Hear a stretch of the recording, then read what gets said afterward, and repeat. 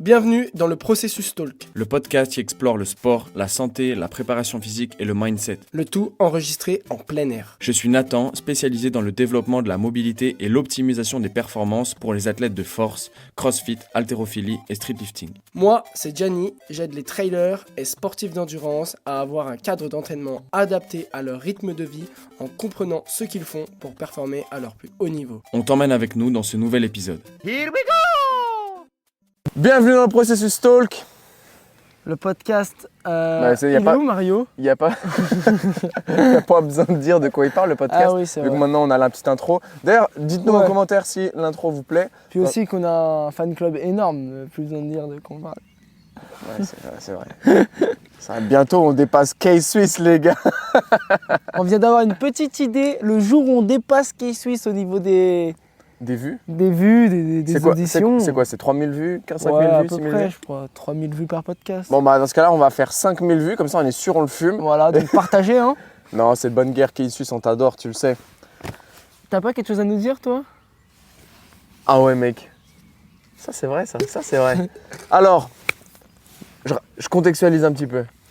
J'ai eu 20 milliards de DM sur Insta, des gens qui ont des problèmes aux lombaires, aux genoux, aux chevilles, aux coudes, aux poignets, bref de partout. Et chez les athlètes de force, c'est assez récurrent puisqu'ils font jamais de renforcement articulaire. Ils savent, si ils font go with mobility first. Bah, même les pros, ils font ça. Hein. Enfin, ça c'est pour les crossfitters. Malheureusement, c'est nul, ça marche pas. Donc j'ai sorti une gamme de routines pour toutes les articulations. Donc c'est une routine de 4 semaines et surtout c'est une routine qui est progressive. Ça veut dire que tu fais pas pendant 4 semaines la même chose. Pendant 4 semaines, ça progresse. Et du coup, bah, toi aussi, tu progresses. Okay, et c'est ultra simple. Là-dedans, je te donne en plus de ça 2 astuces pour intégrer tes routines à tes entraînements et que ça ne prenne pas de temps en plus. Mais voilà, tout est sorti. Le lien est dans la bio. Tu veux pas Et faire des surtout- packs aussi? Et surtout, c'est à un prix ultra accessible. Ça veut dire que c'est 35 balles pour une routine. Et puis surtout, bah, je ne l'ai pas encore fait, mais je vais faire des packs. Donc un pack colonne où du coup tu auras ta routine cervicale, thoracique, lombaire. Un pack bas du corps, bref, etc., etc. Mais en tout cas, arrête de perdre du temps dans tes entraînements. Et puis bah, deviens réellement performant en renforçant tes articulations parce que pour le moment, tu es aussi fort que la plus faible de tes articulations. Donc renforce cette articulation qui est faible et tu verras que tes perfs derrière, elles vont exploser. Bien dit. À toi de jouer maintenant. Où est-ce que t'en es? Moi, je suis toujours en train de finir sur mon système d'entraînement où je tourne les... Là, je suis en plein dans le tournage des modules vidéo pour expliquer aux clients la base de l'entraînement d'endurance, essayer de faire... de leur expliquer un peu tout ce que je connais de manière concise pour que ce soit simple pour eux et qu'on parle la même langue et que quand on collabore sur une programmation, qu'on puisse juste se comprendre et échanger de la meilleure des manières pour avoir le suivi le plus poussé. Donc Ouais. voilà. Après, à côté de ça, je continue sur la formation avec le mentorship de Kevin. Donc ça prend pas mal de temps aussi. Donc on va dire en ce moment, je suis un peu plus en train de me former. Kevin, c'est le gars qu'on va dépasser Ouais, dans le podcast, c'est voilà, K-Swiss. Là, en fait, je fais le mentorship, comme ça, on a ses secrets, ça? Voilà, tu prends tout et on après... réplique et après, on le fait couler, quoi. Voilà, bon bah voilà. Non, c'est pas le but, quand même, c'est pas le but. Donc voilà, au niveau de mon système d'entraînement, n'hésitez pas à me contacter si vous avez des questions sur les entraînements en sport d'endurance ou même que vous souhaitez un coaching, un plan d'entraînement, un programme personnalisé, peu importe, que ce soit de préparation physique ou spécifique à ton échéance, trail, cycliste, running, contacte-moi et on aura forcément... Voilà, dans la bio, dans on la mettra, bio, on mettra exactement. l'adresse email sur laquelle il faut te contacter. ouais, et puis vous avez plus qu'à me contacter et après, Zai, c'est parti. Hein. Là, ça y est, il est en train de ramener le suivi en endurance au Au next level, ouais, vraiment. voilà. Non, pour le coup, c'est vrai que ça change de ce qu'on a l'habitude de voir. Je sais pas si vous connaissez forcément. Mais Non, les c'est pas ça programmes- change, c'est juste une innovation de Ouais, ouf voilà. et t'amènes vraiment ton Ma système, patte à l'édifice. ta Ma pierre à l'édifice. ta touche perso pour maximiser les perfs. de Ouais, tes le athlètes but, en c'est d'avoir le endurance. suivi le plus poussé possible, quoi. En parlant d'endurance, C'est le sujet du jour. de quoi on parle aujourd'hui?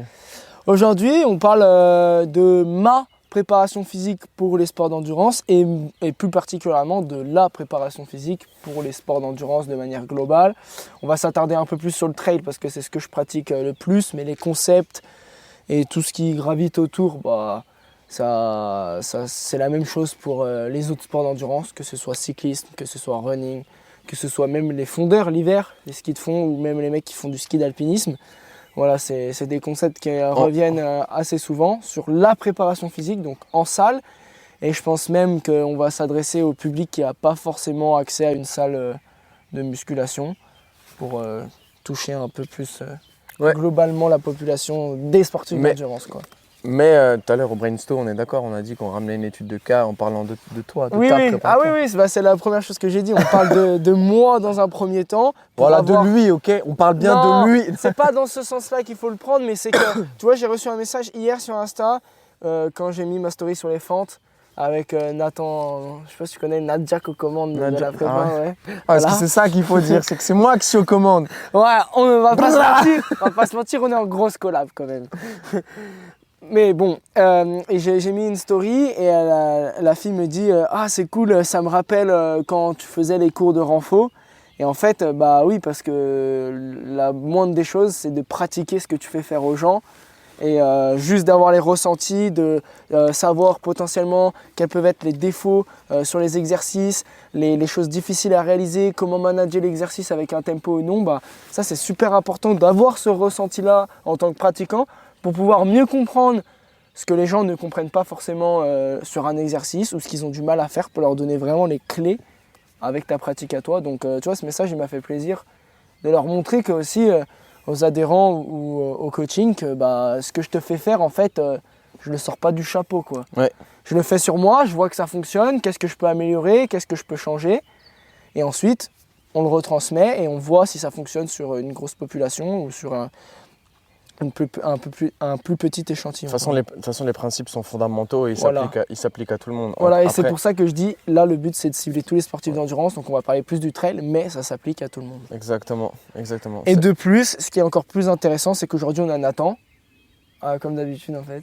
Je rigole. Comme à l'accoutumée, nous sommes. Tu sais que la dernière fois, je montais un podcast et il y a un moment où je dis, je suis avec Nathan. Ça m'a fait trop rire.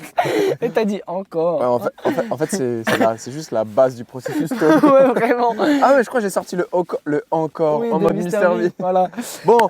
Et du coup, j'étais en train de dire, on est avec Nathan qui est préparateur physique vraiment spécialisé préparation physique plutôt sur les athlètes de force. Les sports de force, donc crossfit, générale. streetlifting, powerlifting, haltéro, ouais. Mais c'est là où, en gros, moi j'aime beaucoup, c'est me dire, moi je suis sportif d'endurance, j'ai sûrement des biais cognitifs par rapport à la préparation physique en sport d'endurance. Du coup, on va voir quelqu'un qui est vraiment spécialisé là-dedans. Et à ce moment-là, on va essayer d'introduire les clés des sports de force, de la préparation physique pour les sportifs de force et voir ce que ça peut apporter au sport d'endurance. Et au final, c'est très intéressant. Et tu vois, hier, j'écoutais un podcast là, je pense que c'est le dernier de Sean, mais qui est en anglais. Et je sais plus qui c'est l'intervenant qui reçoit. Mais en gros, le mec, il dit... en fait, le mec, déjà, il a fait de la prépa physique dans tous les sports, quasiment. Et il le dit, t'es spécialiste de l'endurance, et va coacher des sports co. Ouais. T'es préparateur physique pour des sports co, va regarder, va coacher de l'endurance. Et en gros, il te dit, en gros, c'est si ta spécialité c'est ça, va voir à l'extrême opposé, parce que on en a déjà parlé dans plein de podcasts, mais c'est que si tu prends des choses dans cet extrême opposé, en fait, c'est que tu vas consolider la base de ta pyramide et du coup, tu peux que élever le sommet de ta pyramide encore plus haut. Donc du coup, ça a été quoi le point de départ au niveau de ta prépa à toi? Qu'est-ce qu'on a fait? Juste avant de partir là-dessus, j'ai un truc qui me vient en tête et tu vois, c'est ça aussi que je me suis dit. J'étais dans une salle de CrossFit hier, je m'entraînais et tu vois, on a plein de matériel. On a une safety bar, on a des kettles, on a des dumbbells. Et je me suis dit, en vrai, ce qui serait super intéressant, c'est de se former sur chaque objet, sur chaque outil, avec un spécialiste de l'outil. Parce que ça veut dire que toi, tu pratiques avec peut-être 50% sur chaque outil, alors que si tu vas voir chaque spécialiste, tu vas pouvoir tirer un truc de plus sur chaque outil et donc augmenter ta boîte à outils et les possibilités de programmation. Enfin bref, moi, ce qui m'a amené à notre préparation physique à moi, c'est simple, c'est que de base, je viens du CrossFit. À la base des bases, en étant plus jeune, je faisais du CrossFit et je courais à côté. Ok. Donc, c'est-à-dire que j'ai déjà une base avec tout ce qui est poids libre, avec l'haltérophilie, le squat, les mouvements de force, voilà. Ouais, et du coup en force, c'est ce que j'allais dire. J'ai déjà une grosse base là-dessus. Même si je fais 60 kg et que je suis pas performant ouais, là-dessus. c'est ça, tu fais 60 kg. Et là, la story que tu as partagée où tu fais des fentes, t'es à 77, ouais. Pour combien déjà? 8 reps.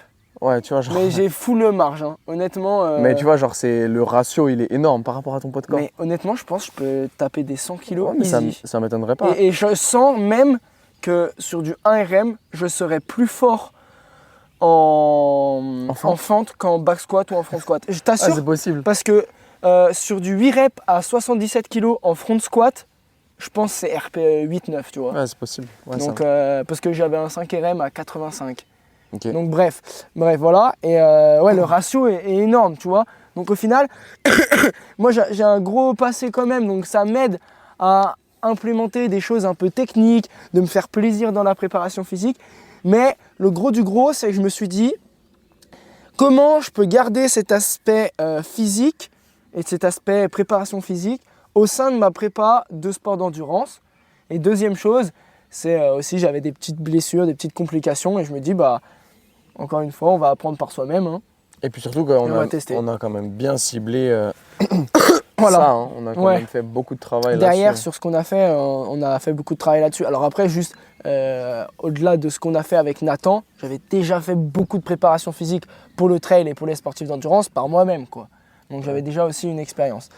Mais bref, voilà, tout ça pour dire que ce qu'on va te dire aujourd'hui, il faut s'en inspirer, il faut prendre certains concepts, mais remettre tout dans son contexte, c'est-à-dire que tu as quand même quelqu'un qui est expérimenté en salle de musculation et en préparation physique. Si toi tu débutes la salle de musculation et que tu te mets sous une barre à 100 kg alors que tu n'as jamais fait de squat, oui, tu as potentiellement de la force, mais peut-être que tu as de la force au niveau des hanches et des genoux, mais tes chevilles et ton dos, ils vont peut-être pas kiffer, tu vois. Parce qu'ils sont pas prêts. Parce qu'ils sont pas prêts. Donc vas-y progressivement et je t'assure qu'au bout de 6 mois, 1 an, ça peut paraître long, mais malheureusement ça prend vraiment du temps parce qu'il faut acquérir les compétences techniques déjà, acquérir le feeling sous la barre, acquérir le feeling avec des charges externes. Ouais. Donc une fois que tu as appris tout ça, tu peux vraiment te faire plaisir. Mais on peut faire des choses, des choses très simples et avoir des résultats de ouf. Et voilà, et vu que toi, tu as déjà un bon niveau, une bonne technique, une bonne conscience corporelle, bah, ça nous permet de faire des choses assez poussées. Mais ça reste quand même très simple. On n'est pas en train de faire des trucs farfelus sur des surfaces instables. Ah bah si je fais du trail, je fais le bosu. Hein. Un pied et tu maintiens et il y a même quelqu'un qui me pousse comme ça. Avec un Swiss ball light. Pour qu'il y ait plus d'énergie. Bon, rentrons dans le concret, parce que là les gens ils se disent putain ils teasent, mais oh on en vient... Bon, qu'est-ce qu'on fait du coup? Tu commences? Bah du coup non mais déjà c'était quoi tes bobos? Parce qu'on a quand même mis l'accent là-dessus. Mes bobos, il y avait 3 points cruciaux. Point numéro 1, on a commencé ça il y a 2 mois. Donc en mars, on va dire. Ouais, fin avril. Fin mars, début avril, voilà, exactement. On a commencé en mars, j'étais blessé depuis octobre au genou. Rien à voir avec la préparation physique, juste j'ai fait une échéance avec un ami à moi. J'ai fait une compète, on peut appeler ça comme ça, même si c'était en off. Clairement, j'étais pas assez entraîné pour. Et je me suis blessé au genou. Pendant 6 mois, je suis revenu progressivement à l'entraînement en travaillant sur mes genoux en préparation physique. Et surtout en m'attardant sur le trail, la course à pied, mon sport clé. Voilà, j'ai vraiment managé les volumes et les intensités. C'est-à-dire que je faisais des semaines à 50 km et bah, j'ai recommencé des semaines à 9 km. Let's go. Voilà, donc pendant 6 mois, ça a été assez long, de octobre à mars. Et après, à mars, je sentais que mon genou était toujours un peu faible et tout. Et j'avais de temps en temps des petites douleurs. Donc on a mis l'accent sur le genou. Je pense que c'était un syndrome fémoro-patellaire. À vrai dire, comme on l'a déjà dit dans plein de podcasts, on s'en fout. J'avais juste mal au genou à l'extérieur sur des chocs répétés sur du long terme. Voilà. Donc le genou. Numéro 2, c'était cette cheville là sur le côté. Un peu... Donc la cheville gauche. Ouais, cheville gauche. C'était nouveau, vraiment. J'avais aucune réponse à mes questions. Alors que t'avais pas la cheville tordue ou quoi? Pas la cheville tordue parce que je peux me faire des grosses chevilles, j'ai aucun risque là-dessus, je suis hyper lax, ça me fait rien du tout. Donc voilà, j'ai déjà planté mon pied entre deux cailloux et je suis parti de l'autre côté, il s'est jamais rien passé. Bref, donc voilà, la cheville. Et dernier truc, ça je t'en avais pas forcément parlé, mais au final ça a bien fonctionné, c'était des... je sais pas si on peut appeler ça fasciite plantaire, mais j'avais des fois des douleurs sous les pieds. Sous les pieds, ouais. Ouais, avec comme des gros pics, des gros poignards qu'on m'enfonçait. Donc voilà les 3 points clés. Genou, cheville, mais on peut pas trop dire ça comme ça parce que je pense que plus que c'est un problème nerveux parce que ça me remonte même sur le côté du tibia à gauche et sous les pieds. Voilà un peu le background de blessure, si on peut appeler ça comme ça. Ouais, c'est sur quoi on a travaillé. Ok. Vas-y. Qu'est-ce qu'on a fait du coup? Je vais pas te mentir, j'ai pas toute la prog en tête. Bah, Moi, j'ai tout en tête. Parce que j'en fais tellement des progs Bah ouais, c'est logique. mais Toute la prog en tête, en gros déjà, ce qu'on a commencé par faire, c'est se dire où est-ce que je vais être performant et quel est mon sport. C'est la première chose qu'on s'est dit. Ouais, bah oui. Alors on s'est pas forcément posé la question parce qu'on se connaît et on sait. Mais en gros, le trail, plutôt sur des distances longues, donc pas des formats très rapides. Enfin, longues, je m'entends, c'est du 40 km, c'est pas long. Pour nous. Ça, ouais, si, pour moi, si, Ouais, c'est clairement long. Pour nous, c'est des trails ultra rapides, tu vois. Ouais. Donc voilà. Donc pas des trails de 10 bornes à bloc et des douleurs assez régulières à 3 points bien spécifiques. Donc ça, c'est le point de départ. La programmation, on s'est dit qu'on allait l'axer sur les pieds et les chevilles et qu'on allait maintenir, sur les pieds et les chevilles au niveau de la rehab et du renforcement bien articulaire, spécifique. Voilà, exactement. Alors qu'au niveau des genoux, on s'est plutôt dit qu'on allait s'attarder sur la force et des mouvements beaucoup plus polyarticulaires et beaucoup plus globaux. Donc déjà avant, tu faisais du haut du corps un peu. Là, on a tout enlevé. Ouais, avant, je faisais du haut du corps tout simplement pour l'aspect esthétique. Ouais, et là... Mais là, attends. Déjà aussi, t'as oublié de parler de ton échéance. Hein. Ouais, mon échéance, elle est en... Mon échéance, MCC, 26 août 2024. C'est quoi MCC? Martigny-Comble, MC, Chamonix, C.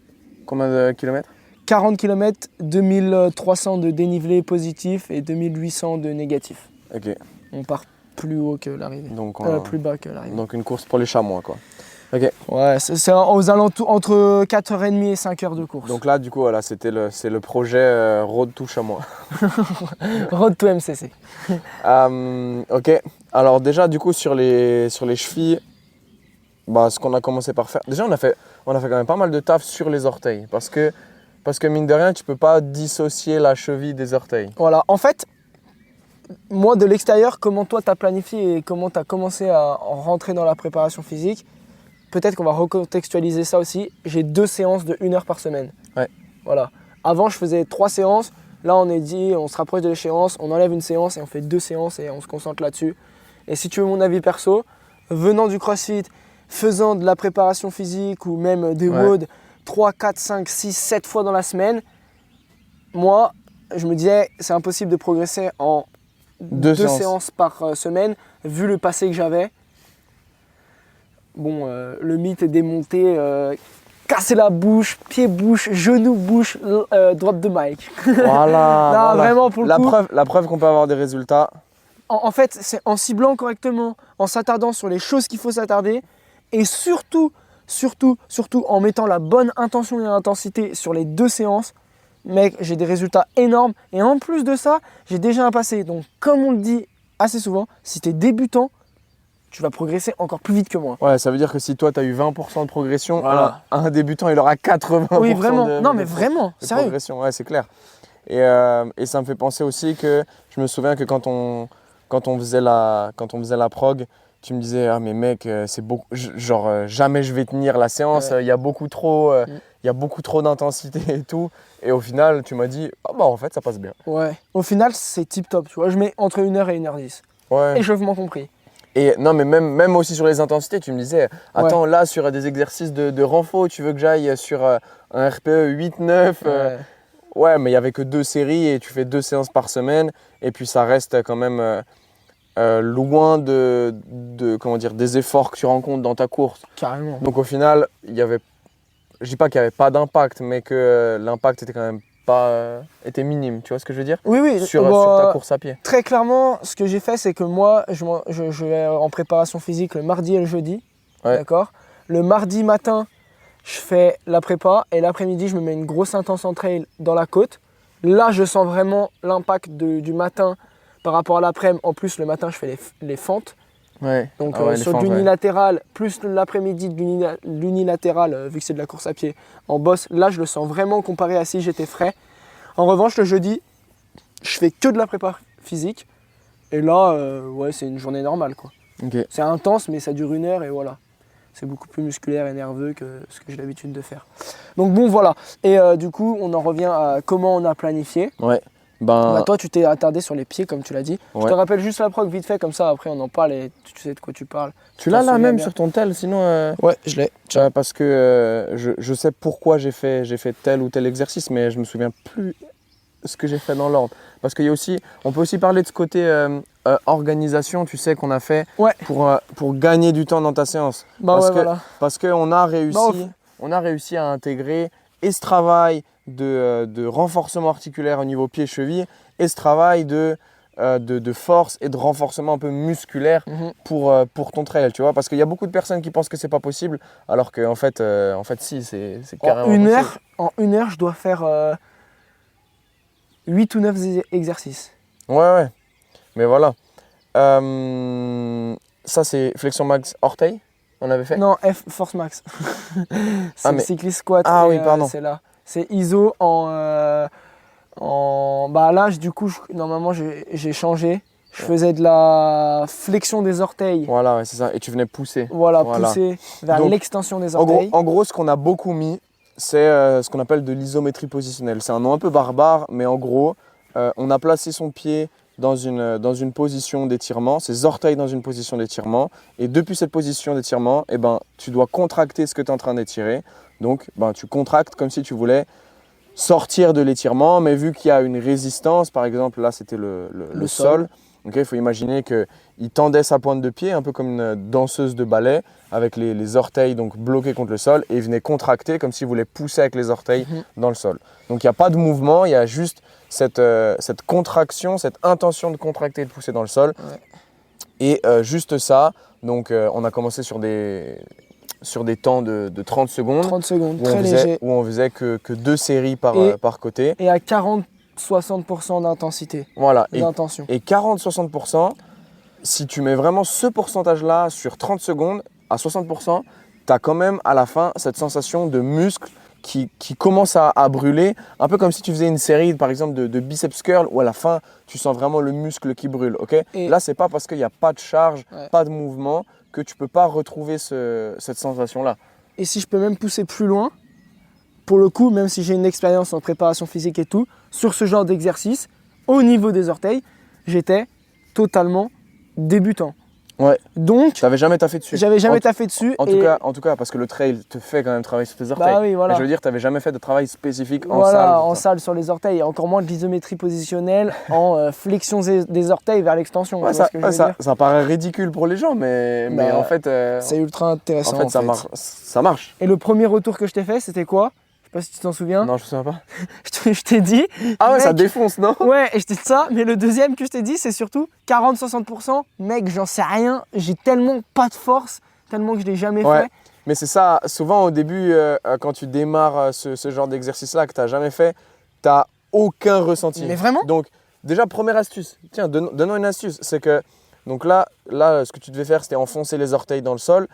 Globalement, tous tes muscles qui vont faire l'extension des orteils, ils sont à l'avant de ton tibia. Donc, ce que toi, tu peux faire, c'est placer ta main à l'avant de ton tibia et sentir que tu contractes. Okay, tu sens comment c'est quand tu es en étirement et que c'est relâché, et tu sens comment c'est quand tu mets cette intention de contracter. Déjà, comme ça, tu sens une différence au toucher, et du coup, tu es sûr de déjà travailler. Après, c'est juste une question d'intention, et à force de répéter ça, la connexion vient se créer. Et il y a un moment où tu vas dire, putain, en fait là je suis en train de sentir que je suis en train de forcer, et même que je suis en train de forcer à 60%. Ouais. Et surtout qu'en plus, c'est des amplitudes, vu que tu es en fin d'amplitude, où tu as peu de force. Ouais, bah par Donc, définition. Ouais. en gros, on va dire imaginons j'arriverais à pousser 100 kg avec mes orteils, et viser un 60%, c'est 60 kg ou 40 kg, c'est plus simple que viser 60% de 8 kg, tu vois ce que je veux dire? Ouais, bien, La bien. marge est beaucoup plus fine. Donc voilà au niveau des orteils, mais comme là Nathan vient de l'expliquer, vraiment moi j'avais aucune sensation. J'ai juste, là pour le coup c'est juste de la persévérance. J'ai vu que j'avais déjà eu cette sensation sur la rotation interne de hanche où j'avais aucun contrôle moteur, aucun afflux nerveux.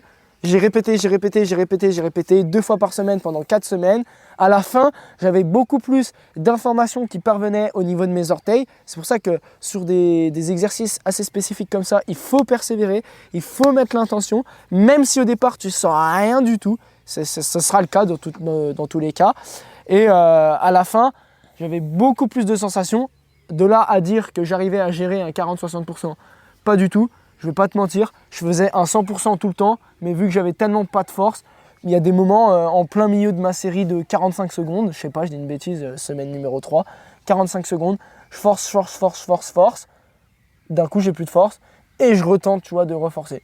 Ouais. Et puis voilà, et au moins j'étais sûr de... En fait, je l'ai fait à 100% parce que j'avais pas de douleur. Ouais, ok. Mais bon, de toute façon, on sait très bien que dans les faits, c'est impossible de tenir un 100%. 100% pendant 45 Voilà, secondes, exactement. Mais l'idée, c'est que au fur et à mesure, la connexion, elle vient se créer. Et quelque part, si tu n'as pas de connexion, bah, c'est là en fait où il y a un problème. Ouais. Parce que du coup, bah, si tu sais pas créer cette connexion, espère pas que quand tu cours, tu sais la faire, cette connexion. Ouais. Et que du coup, tu es efficace, tu es fort Bah à ouais. 100% sur ta foulée. Surtout quand tu te concentres pas dessus. Ouais, bah voilà, parce qu'en même temps, ton but, c'est pas. Voilà, Ouais, c'est de courir. voilà, c'est pas te concentrer dessus. Et je suis pas là en train de tendre mes orteils dans ma chaussure. Ah, quand je c'est cours. marrant, là, sur ma Ouais. foulée, je suis en train de tendre mes Ouais. Et en plus de ça, du coup, cet exercice-là qu'on a fait, vous pouvez vous dire, mais pourquoi vous l'avez fait en flexion des orteils vers l'extension? Bah en fait, tout simplement parce qu'on l'a fait dans les deux sens. Donc, j'allais y venir, c'est qu'on a aussi travaillé sur ces orteils, cette fois-ci, et comment dire, tout à l'heure, il faisait la pointe de pied C'est comme dur à définir à comme- l'oral. Hein. à l'oral, comme une danseuse. Et en gros, là, il faisait l'inverse, il venait replier les orteils. Dans le plan incliné, ça, on le faisait? Ouais, non, je l'ai fait au sol et juste j'allais au max de l'étirement. Parce que sinon, tu peux le faire contre un mur, c'est que tu Ouais. gardes ton pied posé au sol, et puis tu viens, en fait, pousser avec ton pied contre le mur, de sorte à ce que le mur te redresse les orteils. Et là, du coup, tu sens cet étirement au niveau des orteils, sous le pied. Ça peut même remonter au niveau du mollet. Et puis là, tu viens contracter comme si avec tes orteils, tu voulais pousser dans le sol. Ouais. Donc, voilà, on l'a fait aussi dans l'autre sens. On a aussi quand même... Premier bloc, du coup. Premier bloc, du coup, donc on a aussi gardé quand même du travail de force. Pourquoi on l'a mis en premier? Pourquoi on a mis le travail de force Ouais. en premier? Parce que faut imaginer que quand tu fais une séance de prépa physique, tes ressources, ton énergie, elle n'est pas illimitée. En gros, ce qu'on se dit, c'est que, ok, premier lift, premier exercice de force, il va me coûter 80% de mes ressources en énergie. Donc, on va caler ce premier bloc-là lourd parce qu'on cherche la stimulation nerveuse maximale. Et l'idée, c'est d'augmenter ton niveau de force de façon, on va dire, un peu globale, parce que la force fait que tu cours mieux, fait que tu es plus économe sur ta course, bref, etc. Bon, là, il n'y a pas photo et je crois qu'il faut qu'on arrête d'essayer de vendre la force. Hein. Au bout d'un moment, teste et tu auras les résultats par toi-même. Et tu verras en fait, Ouais. constate par toi-même, hein, si tu ne nous crois pas. En fait, j'ai envie de te dire, si tu commences à faire du 20 reps, tu te trompes totalement parce que c'est ce que tu fais tous les jours quand tu vas courir. Et puis en fait, ouais, c'est ça. Et puis en fait, le fait de faire tout le temps des séries longues, parce que c'est ça le mythe dans les sports d'endurance, c'est que vu que tu fais des sports d'endurance, il faut faire des séries longues. Ouais. Il faut faire des séries longues. Non, fais des séries courtes. Déjà, première raison, t'en fais pas, t'en fais jamais. Donc c'est ça qui va t'amener la plus grosse progression. C'est là où tu as la plus grosse marge de progression. Et en fait, non, c'est juste. Et numéro 2, tu t'exposes jamais à des charges maximales, Ouais. ou du moins juste lourdes. Et là, tu le fais. Et la force sur des séries courtes, augmente ton niveau de force globale et du coup, diminue déjà ton risque de blessure, augmente ton économie de course. Il y a aussi le fait de travailler avec des charges lourdes, un gros impact sur tes tendons. Ouais. Donc ça, ultra intéressant pour quand tu sais qu'en course à pied, la plupart des blessures, c'est des blessures d'usure. Moi, j'aime bien appeler ça comme ça. Et dans les blessures d'usure, tu retrouves souvent les tendinopathies ou tendinites pour ceux qui ne connaissent pas le terme exact. Mais voilà, donc du coup, là, sur cet exercice de force qu'on a fait sur cette première séance de la semaine, c'est du cyclist squat. Cyclist squat, c'est une variante de squat où tu viens surélever tes talons et ce qui fait que quand tu descends, tes genoux avancent très très loin par rapport à tes orteils. Donc là, on a cherché un 3 RM. C'est simple. J'ai commencé sur du 5 RM avec pause en bas. Ouais. 1 seconde de pause en bas. Ensuite, j'ai enlevé la pause. Ensuite, j'ai fait 4 RM, 1 seconde de pause. J'enlève la pause. 3 RM, 1 seconde de pause. J'enlève la pause, etc. Jusqu'à quand la semaine avant l'échéance, parce que j'ai une échéance intermédiaire dans 1 semaine, d'ailleurs, dans 2 semaines. Et la semaine avant, dans l'affûtage, petite aparté, le but, ça va être d'aller chercher 1 RM. Pourquoi? On pourrait dire, mais t'es totalement débile à 1 semaine de ton échéance. Non, mais en même moins d'1 semaine, parce que ce sera le mardi et l'échéance, c'est le samedi. Pas du tout. En fait, le but, c'est d'aller chercher un 1 RM pour avoir un max d'intensité, mais un minimum de volume. Ouais, parce que, mais même déjà, ce qu'il faut dire, c'est que la consigne là-dessus, sur ce premier lift qui te coûte 80% de ton énergie, donc là, en l'occurrence, c'était du cyclist squat, le but, c'était quand même d'aller chercher un top 7. Ouais, seul. C'était pas de faire 15 séries pour faire ta montée en charge. Ok, tu vas chercher un top 7. Un top 7, c'est quoi? C'est tu vas chercher, donc admettons, je dis à Jenny, tu dois faire un 3 RM en cyclist squat, et tu vas chercher la charge la plus lourde que tu peux faire. Donc, première fois que tu fais, c'est vrai que tu tâtonnes un peu. Mais quand tu sais qu'à ta première séance, tu as fait, admettons 100 kg, j'aime bien, c'est un chiffre rond, c'est facile à comprendre. Surtout que c'est ce que je fais, tu vois. Tu as fait 100 kg. Pas du tout. Et tu sais que la prochaine fois, vu que c'était 100 kg, tu vas aller chercher soit un nouveau PR, donc peut-être 101, 102, soit ton max du jour. Donc tu sais qu'il va être autour de 100 kg. Donc moi j'aime bien, je fais des montées en charge assez rapides. D'ailleurs, je fais une story aussi. Pas plus tard qu'hier. Je voulais tenter un 3 RM en front squat à 120. J'ai fait 60, 90. Mon dernier 3 RM, c'était 117. Donc j'ai fait une répétition à 117 pour voir comment je me sentais à ce poids-là. Et ensuite, je me suis dit, ok, je me sens bien. Je vais tenter 3 kg de plus, 120.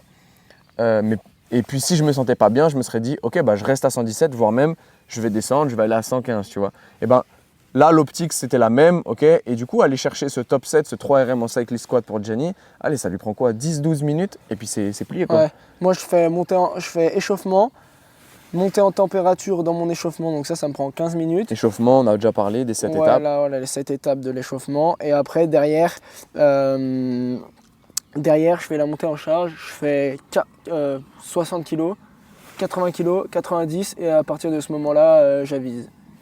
Tu vois, donc c'est rapide aussi. Ouais, mais voilà. Et on a rajouté aussi... Attends, juste pour finir sur ce premier bloc, pour que les gens ils aient des idées de comment agencer leur séance. Du coup, premier bloc, on a fait de la force maximale, on a défini un temps. J'ai 10 à 12 minutes pour aller chercher ce 5 RM. Et depuis tout à l'heure, et Nathan l'a dit à un moment, on fait un peu une erreur de vocabulaire, mais en réalité, c'est pas un 5 RM, mais plutôt un X RM du jour. Parce qu'en fonction de la forme du jour, ça ne sera jamais le même. Non, ça reste un 5 RM, juste on adapte. Du jour. Voilà. Voilà, oui. Oui, ok. Mais ce sera pas une répétition maximale absolue, quoi. Voilà, PR. c'est pour ça. Le but, c'est soit d'aller chercher un nouveau PR, soit le max du jour. Voilà, exactement. Du coup, j'avais 10 à 12 minutes pour aller chercher ça. Et toi, tu m'avais dit, et ça d'ailleurs, c'était quelque chose que j'avais jamais implémenté dans mes séances de prépa. Tu m'avais dit, moi, je veux juste que dans les 10 à 12 minutes, ou voire même pendant ton échauffement, tu me rajoutes 3 séries d'isométrie positionnelle au niveau des orteils. Voilà. L'exercice dont on vous parlait tout à l'heure. Et ça a été super intéressant parce qu'au final, ça veut dire que mon premier bloc, il ne durera pas plus que 10 à 12 minutes. Voilà. Et du coup, par exemple, tu fais ta première barre, tu as dit à 60 pour ta montée en charge. Ok, elle a peut-être fait 10 reps pour se chauffer. Bam, direct après ça, je me mets en position d'étirement au niveau des orteils. Je contracte. Bam, de chaque côté. Allez, ça y est, j'ai déjà fait une série. J'ai clairement fait 3 reps pour me chauffer. Mais parce que tu as fait une préparation aussi. Ouais, bah j'ai fait, T'as fait la bonne préparation. les 7 stage process. Ensuite, qu'on avance un petit peu. Bloc numéro 2. T'as rajouté des lift-off extension des orteils Ouais, là dans ce premier bloc. Ouais. En fait, dans le premier bloc, au bout de 4 semaines, j'ai enlevé l'isométrie positionnelle Ouais. et j'ai mis de l'isométrie positionnelle en overcoming au niveau des adducteurs en fin d'amplitude de raccourcissement. Mhm. D'accord. Là, Combi- c'est compliqué là, ce que tu Ouais. racontes. Bah, En gros, il s'est mis juste à faire du travail de renforcement sur les adducteurs, donc il a un peu Voilà. bougé le problème. Et puis, il a rajouté du parce travail. que pourquoi je l'ai fait? Tout simplement parce que j'avais une tension à l'adducteur, c'est tout. Voilà, très bien. Et j'ai continué l'extension des orteils, mais cette fois, au lieu d'être dans la fin d'amplitude de flexion des orteils vers l'extension des orteils, Ouais, d'accord? t'avais Et le pied à plat, J'avais le pied à plat et là, je faisais des lift-off, donc je décollais mes orteils le plus haut possible. le plus haut possible par rapport au sol. Et du coup, je travaille toujours sur le spectre de l'extension des orteils, mais cette fois, à l'opposé de Et l'amplitude. puis du coup, avec du dynamique en vrai. Et avec du dynamique. Donc voilà pour le premier bloc. Donc ensuite, deuxième bloc, on avait de nouveau de l'isométrie positionnelle, donc sur les orteils, mais dans l'autre sens. Donc comme j'ai expliqué tout à l'heure, pied contre le mur avec le mur qui te redresse les orteils. Ouais. Et puis tu viens contracter pour pousser avec tes orteils dans le Ou mur. imagine-toi juste que tu es debout, tu te mets pointe de pied tendue et tu essayes d'enfoncer tes orteils dans le sol. Voilà. Avec du coup un split squat. Split squat, c'est simplement une fente et puis je viens descendre dans ma fente Voilà. et je remonte. Et mes pieds restent Il reste ancrés immobile, dans le sol tout exactement. le long. C'est pas une fente où je viens ramener mes deux pieds côte à côte ou une fente vers l'avant ou une fente vers l'arrière. Mhm. Ok, c'est vraiment une fente immobile. Et là, tu vois, pour le coup, on n'avait pas fait t'as 10 minutes pour aller chercher X max ou Non, tu fais les 3 séries dans les 10 minutes. Là, ce qu'on avait programmé, c'était un enchaînement, un biset. Donc je faisais mon split squat, je faisais mon isométrie positionnelle sur les orteils à droite. Ensuite, je faisais ma fente à droite. On parlera du tempo et des reps et de l'intention après. Je faisais mon isométrie à gauche, ma fente à gauche, et à ce moment-là, je prenais un petit peu de temps de récup. Et même si tu veux mon avis, je prenais quasiment pas de récup parce que j'avais largement le temps de récupérer pour l'autre jambe. Entre les isométries positionnelles qui durent entre 30 secondes et 1 minute, ça me laisse largement le temps de me reposer avant de repartir sur l'autre jambe. Le split squat, il est quand même hyper intéressant pour toi. Alors, on a fait du split squat sur des séries longues par rapport à notre premier bloc. Ça veut Ouais. dire que là, on faisait des séries de 6-8 reps. Ouais, et L'idée- je suis même monté jusqu'à 10 reps. Je suis allé les premières semaines, je suis Putain, il monté jusqu'à 10 respecte reps. pas la prog. Donc l'idée là-dessus, c'était d'aller stimuler quand même un petit peu l'hypertrophie, on va Ouais. pas se mentir. Mec, tu fais de l'hypertrophie alors que t'es un coureur. Oh, Gros, j'ai pris de la masse mais musculaire mec, de ouf. tu vas être énorme. donc l'idée, c'était de stimuler quand même un petit peu le musculaire.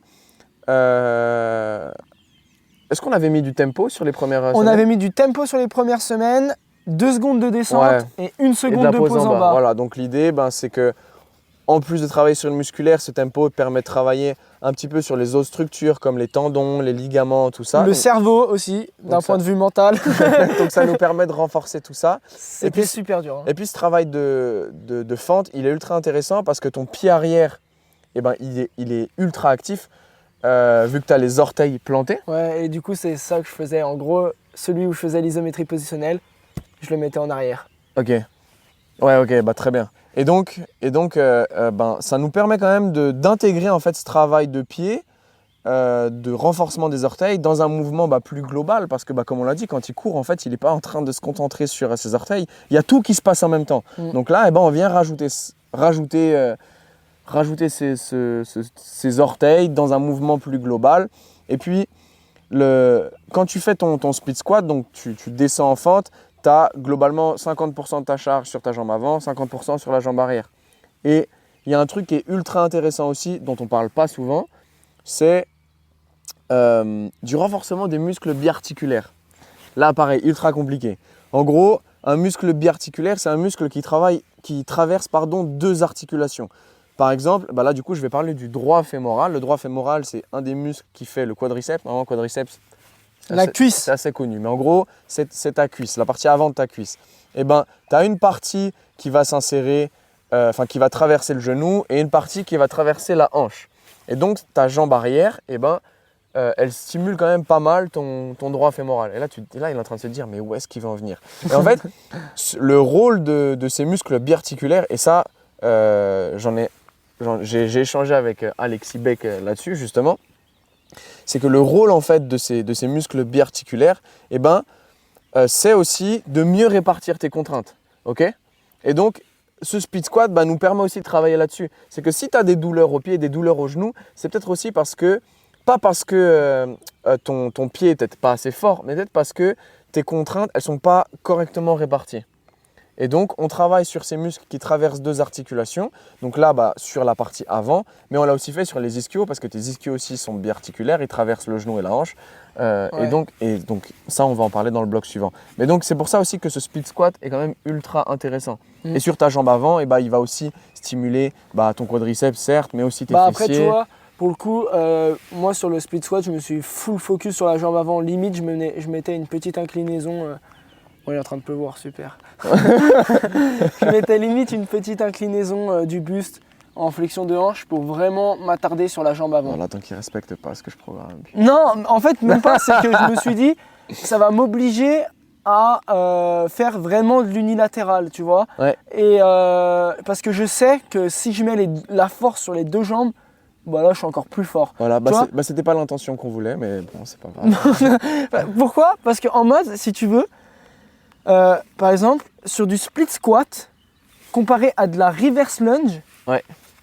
Mec, je mets beaucoup plus lourd sur de la reverse lunge que sur du split squat. Hein. Ouais. Mais il y a genre 10 kilos de plus des différences. Hein. Je sais pas pourquoi. Je suis beaucoup plus à l'aise. Et enfin bref, et on l'a fait dans une amplitude normale, c'est-à-dire j'étais au sol. Mon genou arrière touché au sol, alors que en évolution, potentiellement, on pourrait surélever le pied avant, comme ça me fait descendre plus bas et on travaille plutôt en étirement. Mais on l'a pas fait parce que le premier lift c'était un split squat, un cycle squat, voilà. Et que du coup on avait déjà cette stimulation avec beaucoup d'étirements. Donc voilà, on varie les angles pour renforcer le tout dans sa globalité et pour qu'il y ait le meilleur transfert après sur ta course. Et puis que ça nous laisse aussi de la marge pour progresser les exercices. Ouais, exactement. Dernier bloc, du coup. Dernier bloc, j'ai plus d'énergie, qu'est-ce qu'on fait? On fait des choses simples. Donc là, on a travaillé, comme je l'ai un petit peu teasé, sur les ischios. Ouais. Sur les ischios. Donc, dans une position de bridge, donc en gros, pour illustrer, c'est simplement, tu es allongé au sol et puis tu viens planter tes talons dans le sol pour décoller les fesses, donc avec les genoux légèrement fléchis. Et juste faire ça, déjà tu vas bien. Est-ce que là tu vas m'engueuler si je te dis que je l'ai fait des fois fléchi, des fois un peu tendu? Les lignes de tissu. Donc c'est ça je simplifie pour nos auditeurs.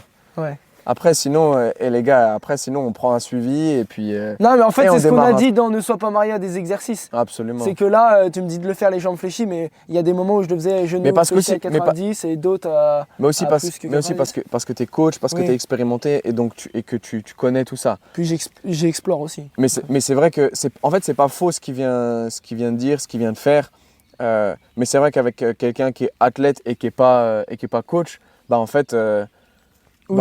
En fait, je lui laisserai pas cette marge de manœuvre là, pas parce qu'il n'est pas capable de faire, simplement parce que en fait, la prépa physique, ça reste 20% de son temps, qu'il faut qu'on aille droit au but, que ce soit efficace. Donc voilà, on y va, tu fais ça, tu n'as pas à réfléchir. Et puis de toute façon, toi si tu es athlète et que tu nous écoutes, toi, tu n'as pas envie de mentaliser ta prépa physique, tu veux y aller, faire ton truc et partir. Et voilà, c'est ça. Donc, cette position de bridge, allongé au sol, je viens planter mes talons dans le sol pour décoller mes fesses. Donc déjà, juste là, tu vas sentir tes ischios qui travaillent.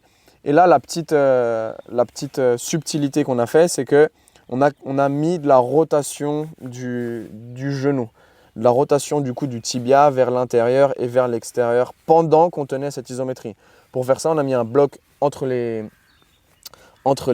genoux pour que du coup, les hanches, elles ne bougent pas et qu'il y ait vraiment que les tibias qui tournent. Et ça, du coup, ça nous permet d'avoir ce renforcement ischio. donc renforcement des muscles biarticulaires qui permettent de soulager et mieux répartir les contraintes après sur ton pied quand il court. Et puis de pallier à tout ce qu'on t'a fait sur la chaîne antérieure aussi. Exactement. Et puis la rotation, eh ben, elle nous permet de travailler certes sur le genou, parce que oui, et si jamais tu ne le savais pas, ton genou tourne. et puis, qu'est-ce qui fait tourner tes genoux? Et ben, en fait, c'est tes ischios. Et tes ischios, il y a plusieurs groupes musculaires. Et le fait de tourner ton genou un coup vers l'extérieur, un coup vers l'intérieur, nous permet de cibler ces différentes zones des ischios. Et j'ai même envie de te dire, teste-le dès que tu peux. Si tu peux le faire en même temps que tu nous écoutes. T'as besoin de rien, t'as besoin de rien. Rien du tout. Et si tu ne peux pas le faire actuellement, fais-le dès que tu vas la prochaine fois à la salle. Tu vas te rendre compte à quel point, avec un seul et même exercice, on peut cibler tellement différentes choses. Tu te mets sur le dos, les talons dans le sol, tu lèves les hanches et ensuite tu tournes tes orteils vers l'extérieur, donc ton genou vers l'extérieur ou vers l'intérieur.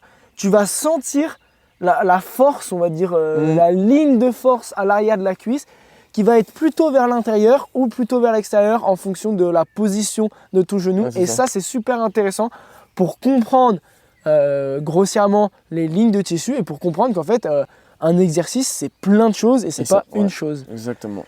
Donc voilà. Moi, quand je le fais avec mes clients, j'aime bien justement, pendant qu'ils font, je mets ma main au niveau de leur ischio pour que du coup, déjà ça, ils sentent le contact avec ma main. Donc, tu vois, ça leur donne comment dire, un retour sur ce qu'ils doivent activer. Direct. Et puis du coup, ils sentent que, je sais pas comment dire, mais que la contraction se déplace. C'est pas la même, oui, mais ça se sent. Pendant qu'ils font la rotation. Juste de le faire, ça se sent énormément. Et du coup, cet exercice-là, on l'a combiné avec une variante de relevé de mollet. Donc, que j'ai fait totalement normalement. C'est vrai? Oh, je vais te défoncer. Je suis trop nul sur les mollets. Ah, je vais te défoncer. Comment tu peux être nul sur les mollets? Mais mec, je suis nul. Oh là là. Bon, alors. Je l'ai fait au poids de corps pendant 6 semaines. Alors, le taf qu'il devait faire sur les mollets, parce que du coup, voilà, moi je sais, c'était placer son pied dans une certaine position, même avec une rotation du bassin, simplement pour travailler spécifiquement sur le pied. Là, je ne vais pas rentrer dans les détails parce qu'en audio, c'est impossible d'expliquer ça et puis que ce serait trop compliqué. Mais voilà, donc pas faire juste du relevé de mollet pour faire du relevé de mollet, mais jouer avec le positionnement à nouveau pour cibler d'autres zones du pied, d'autres lignes de tissu. Je pense que c'est assez simple à comprendre. D'autres amplitudes. Donc voilà. Mais il ne l'a pas fait, donc juste au moment où on va cutter la caméra, je vais le défoncer. Et donc sur la deuxième séance, c'est moi qui va le défoncer en vrai. Sur la deuxième séance, la deuxième séance, en vrai, c'est simple. C'était la même structure. Comment je fais pour T'as juste à cliquer sur le vendredi. Ah, c'est sur le vendredi la séance. C'était archi simple ce qu'on a fait sur la deuxième séance. Comme tu viens de le dire, on a fait exactement la même structure. Même schéma, mais on a changé les lifts. Voilà, donc, et on a changé le focus. Le focus, c'est-à-dire la première semaine, la première plutôt séance, on était chaîne antérieure, genou. Donc chaîne antérieure, ça veut dire avant du corps, donc les quadriceps, même s'il y avait un petit peu de d'ischio. Voilà, à la toute fin, c'était pour pallier justement. Il y a, on va dire, 80% de chaîne antérieure, 20% de chaîne postérieure. Exactement. Et là, on a fait l'inverse. Donc 80% de chaîne postérieure et 20% de chaîne antérieure. On a regardé la même structure et on s'est attardé sur quoi, Nathan? Mes pieds, mes chevilles, c'était les plus douloureux. On a gardé les mêmes exercices au niveau des pieds et des chevilles. Pourquoi? Parce qu'il faut répéter, il n'y a pas de secret. Et pour le coup, je pense que ça a vraiment super bien fonctionné d'avoir gardé ces exercices en manageant les autres exercices de force par rapport à la chaîne postérieure ou la chaîne antérieure.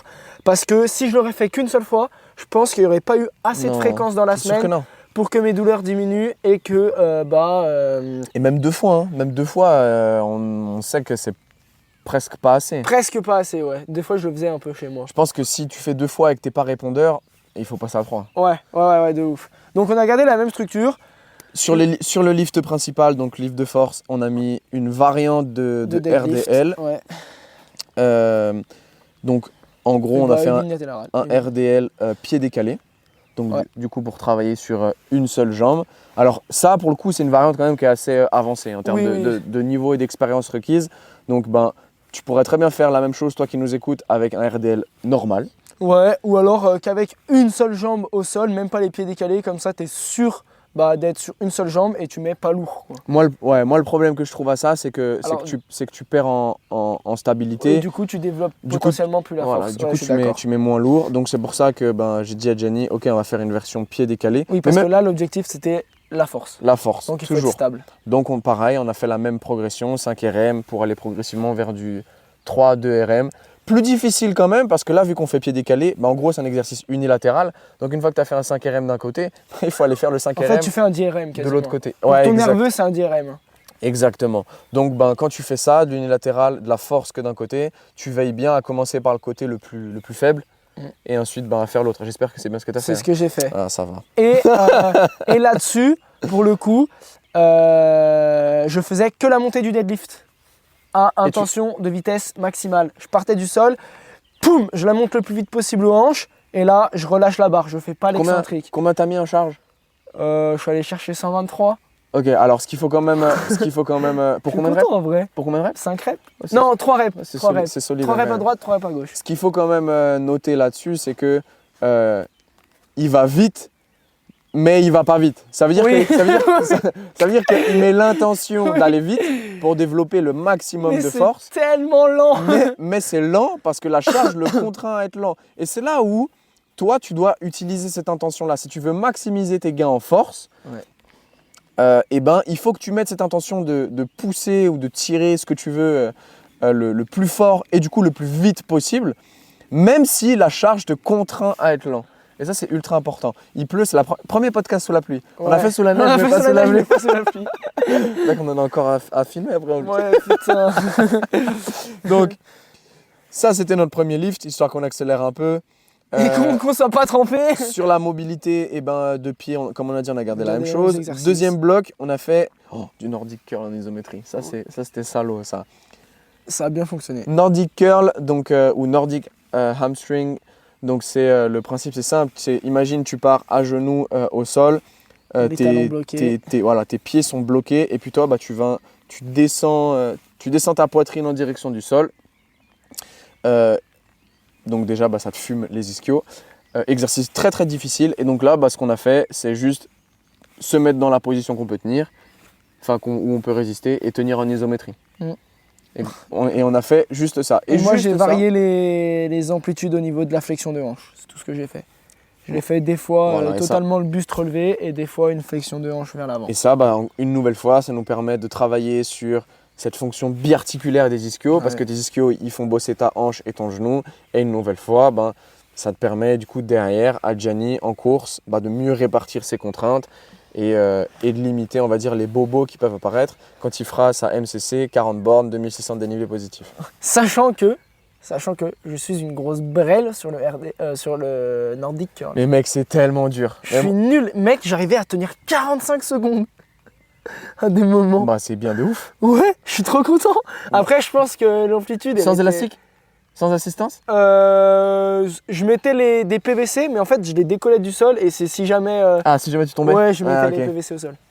Moi, je sais que c'est après le croisé, quand je me suis vraiment mis à blinder mes genoux, j'ai commencé à faire cet exercice. Là. Mec, je suis passé d'une amplitude genre minuscule à aller toucher la poitrine au sol et revenir. Ok, il y avait un petit peu de flexion des hanches. Mais par contre, aujourd'hui, je sais que je peux encore le faire, alors que je l'entraîne plus trop dernièrement. Parce que vraiment, tu sais que sans la flexion de hanche, c'est pas du tout pareil. Hein.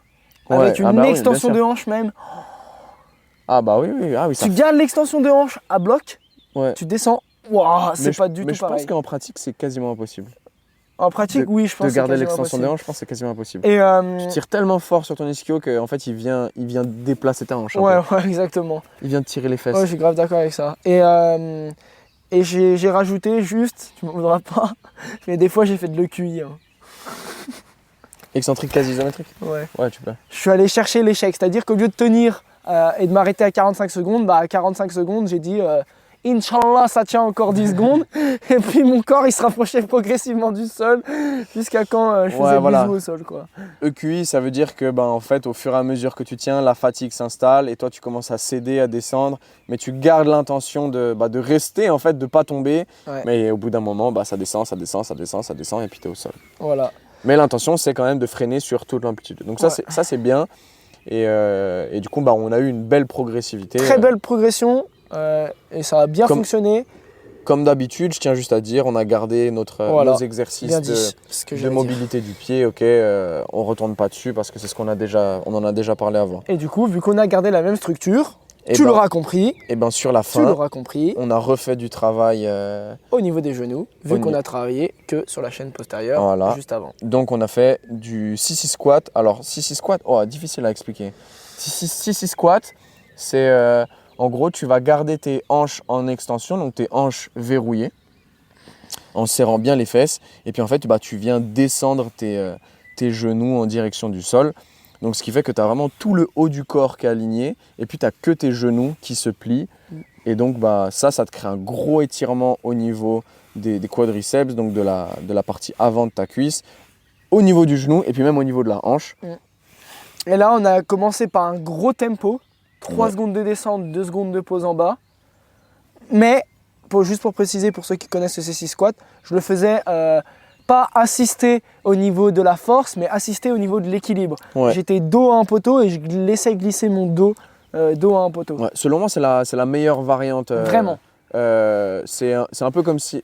Tu sais, tu vois la machine de hack squat. Ouais. En gros, c'est du hack 6 squat. Ouais, vraiment. et, Non, mais c'est le meilleur truc que tu puisses faire parce que tu es stable, Ouais. donc tu peux développer de la force. Et là, je suis monté quasiment jusqu'à 35 kg sur 8 reps. Hein. Mais moi, je comprends même pas que les gens ne fassent pas cet exercice-là. Ouais. Parce qu'il est simple en vrai. Parce que le 6-6 squat en free, sans assistance, ou même en tenant avec une main à rack, moi je trouve ça pourri.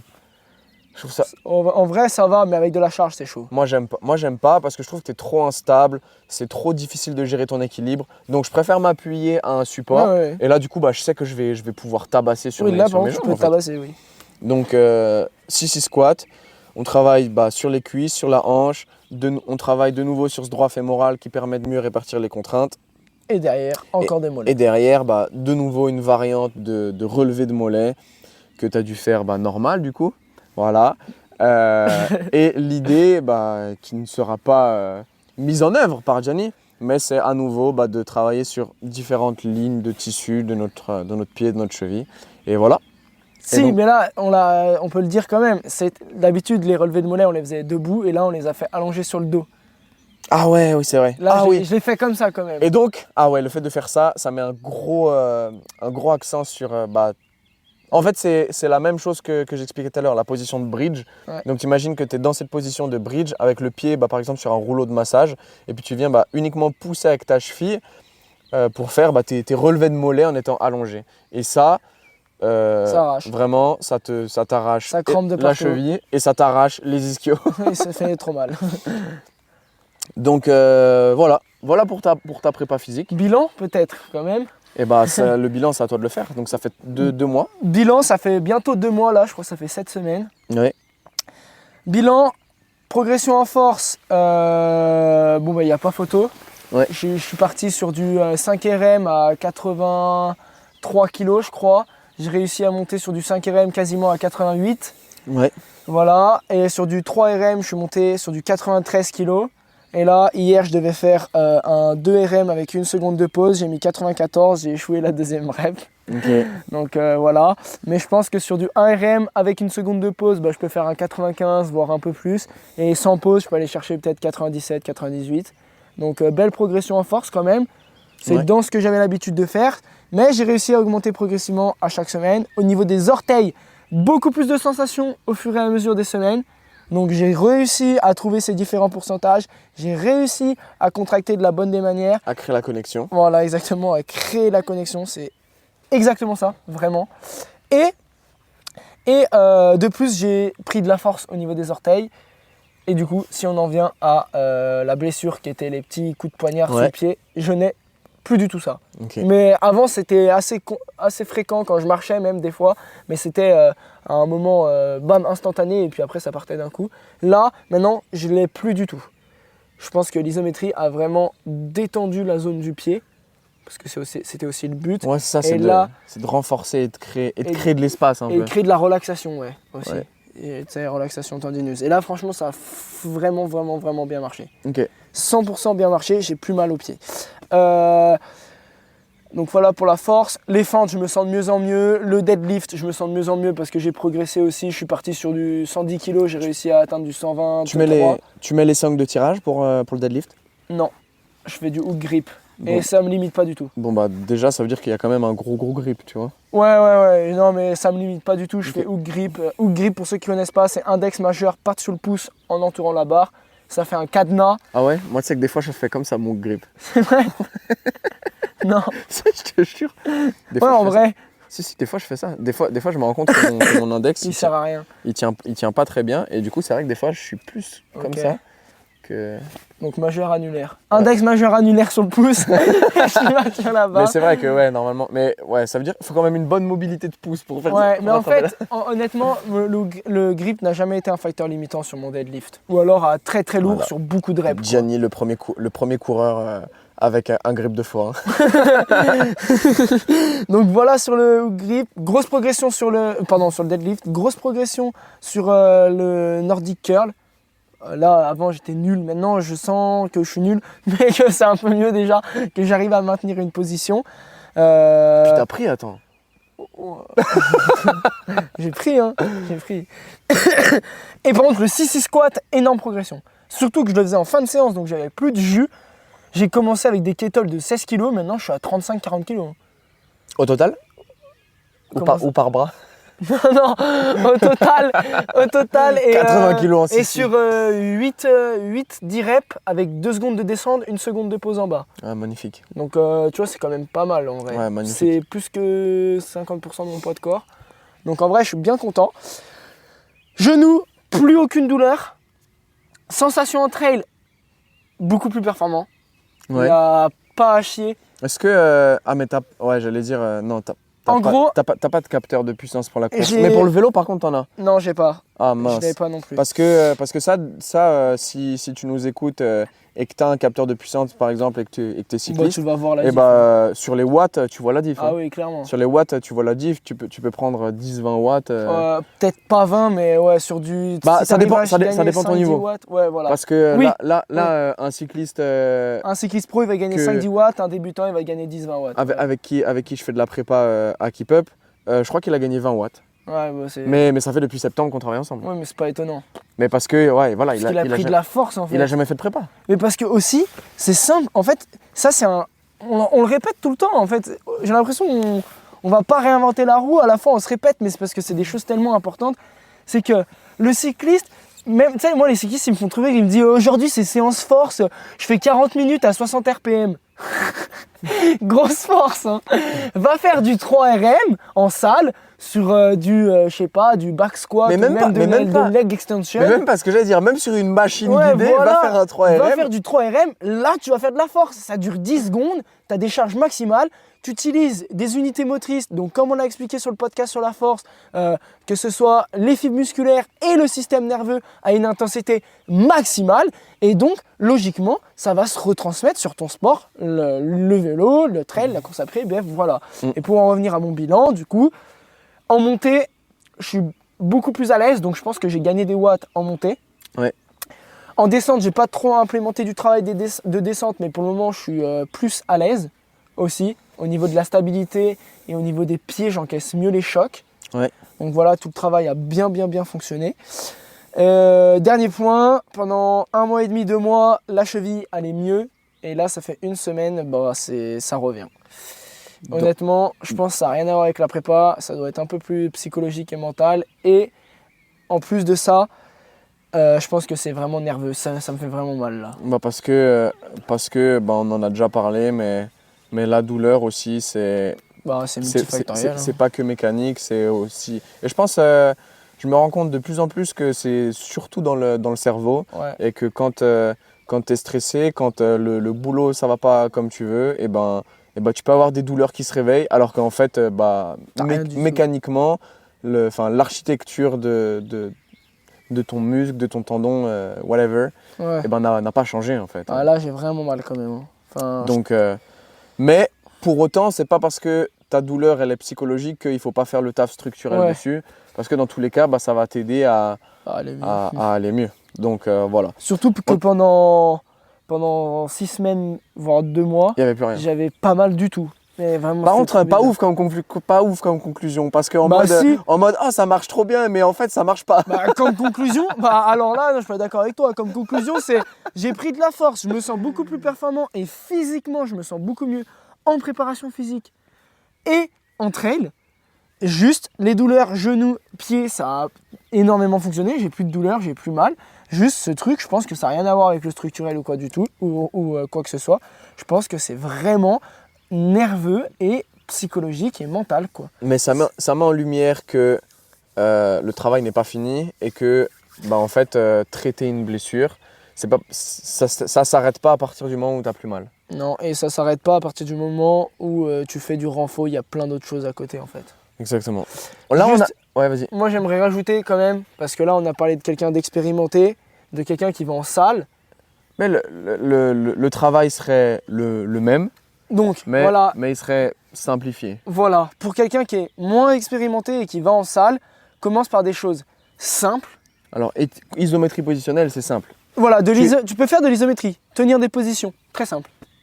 De la chaise, mais voilà, c'est ça. Par on peut exemple, le dire. tu peux faire de la force en chaise. Hein. Oui. Tu tiens 5, 10 secondes avec la charge max que Voilà, tu peux. c'est ce que j'allais dire. Ça, C'est c'est de la- qu'encore une fois, au lieu de faire des chaises de 5 minutes, va en salle et prends du poids et fais de la chaise. Et fais Et une là, chaise- c'est plus pareil. Et fais une chaise de 10 secondes et tu vas voir, ça fait mal. Tu vois, j'avais une cliente avec qui on faisait de la chaise, elle mettait presque 50 kilos sur 30 secondes.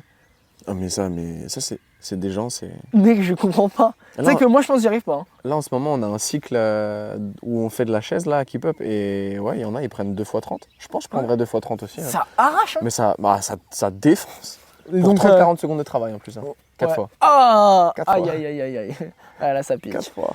Donc voilà, si t'es moins expérimenté, fais de la force, structure tes séances, Travail aux machines même. travaille aux machines, fais des choses simples et vois sur le long terme. Ça, je pense, c'est important à le dire. Si tu te dis, je vais aller à la salle pendant 3 mois, malheureusement, tu vas limiter tes compétences et tes capacités. Alors que si tu vois sur 6 mois, 1 an, tu vas pouvoir t'attarder sur de la technique et donc potentiellement te faire plus plaisir par la suite, encore plus progresser et aller chercher des choses un peu plus complexes, même si on l'a dit, complexe ne rime pas avec farfelu. Et la petite nuance, ça pourrait être que, il y a peut-être très certainement des phases dans ta saison où tu vas plus à la salle que d'autres. Oui. Typiquement, là, en ce moment, Gianni, il y va que 2 fois. Ouais, À l'approche de la compète, peut-être qu'il ira que 1 fois. voire pas du tout Et- sur les dernières semaines. Et après, après son échéance, peut-être qu'il ira 3 fois. Ouais, c'est même sûr. Voilà. Donc c'est... T'as bien résumé parce que c'est ce Ça, que je vais faire. Et puis, dernière chose, c'est que du coup, on a parlé que du trail. Et je pense qu'on va s'arrêter là parce que le podcast dure 1 heure. Mais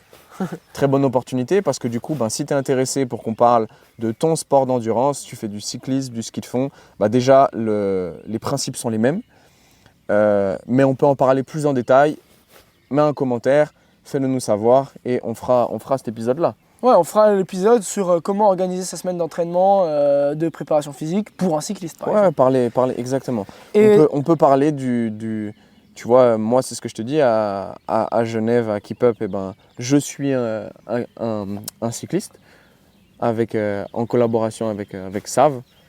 En gros, il vient 2 fois et lui il voit une séance, moi l'autre. Donc Ouais. on peut aussi parler de ce cas-là, tu vois. Ouais. Et même toi, dans l'organisation des entraînements en endurance, parce que là du coup on a parlé que de prépa physique. là, on a parlé que de la prépa, on n'a même pas parlé de comment imbriquer la prépa par rapport. Mais bon, je pense que si on fait ça, en fait, tu vas pouvoir faire le podcast tout seul parce que Ouais, j'aurais rien à dire. non, quand même, arrête. Mais voilà, en tout cas. Dernière chose, Nathan, vas-y. je suis désolé, je sais que c'est long, mais je pense que c'est important parce que c'est une grosse part des sportifs d'endurance. Ils font comment ceux qui n'ont pas assez à du matériel pour développer de la force?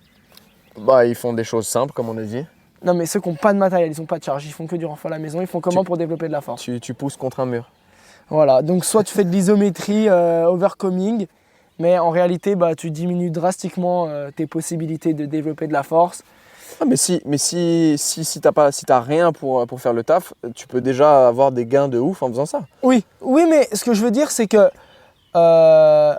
faire 120 squats dans la séance, monter des escaliers 200 fois, faire de la chaise pendant 5 minutes, c'est moins intéressant que faire de l'overcoming si t'as pas de charge, Ouais. faire des sauts le plus haut possible, Ouais. faire des sprints. En fait, faut voir toujours la même chose, c'est le continuum. tu fais tout le temps de l'endurance, tout le temps de l'endurance de force, si tu veux appeler ça comme ça, appelle ça comme ça. Là, va chercher de la force pure et dure, des efforts courts et très intenses. Donc, fais de l'overcoming, fais des séries courtes, mets de l'intention maximale, fais du sprint, mais arrêtez avec vos exercices à nombre de reps incalculable et à temps de maintien indéfini. Ah bah moi je fais 50 reps parce que, attends mec, je suis trailer. Voilà, c'est ça qu'on entend et c'est dommage. C'est dommage parce que... Ça commence à changer quand même. Hein. Oui, ça commence à changer et le plus malheureux ou le plus heureux en fait, c'est que quand les gens ils s'y mettent, ils se disent ah ouais c'est vrai que j'aurais pas pensé. Mais ouais, mais la force c'est la qualité mère en fait. Il n'y a pas de secret. Voilà, Merci de nous avoir écoutés. encore une fois ça fait vraiment extrêmement plaisir. Petit podcast sous la pluie, c'était le premier. On est un peu humide. Non, bah ça va, je suis Pas habillé. toi, pas toi, t'as la veste de tes clients qui t'offrent. Mon salaud. N'importe quoi. Il lui offre des vestes ces clients. Oh, Mais non, mais je t'ai raconté l'histoire. mes athlètes là-haut, quand est-ce que vous m'offrez des vestes? Ah, enfin, vrai. c'est gênant, on coupera ça. Non, Merci de nous avoir écoutés. 5 étoiles, partage, like, commente.